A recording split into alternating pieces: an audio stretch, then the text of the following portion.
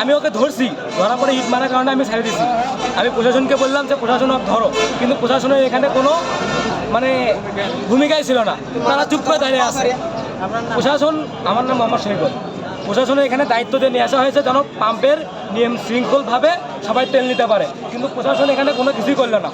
আমি সন্ত্রাসীকে ধরলাম, ধরে বললাম যে প্রশাসন আসো, কিন্তু প্রশাসন এখানে নিল না। স্যান্ডেলিনা সো, রূপচর্চায় আভিজাত্য।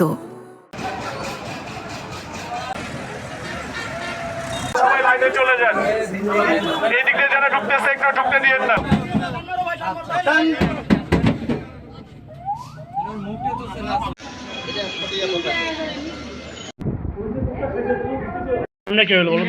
এই পাম্পে গ্যাস ছিল, ওই জায়গায় গেছিলাম, ওই জায়গায় পিছন থেকে একজন চাকু করছে।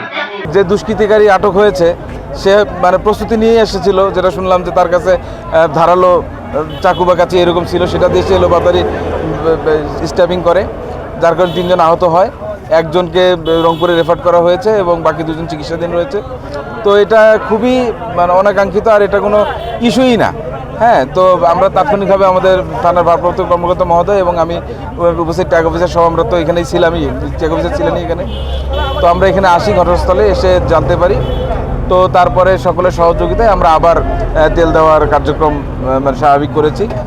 আর বাকি যে ঘটনা যে করেছে দুষ্কৃতিকারী, তার ব্যাপারে আইনগত পদক্ষেপ গ্রহণ করা হচ্ছে।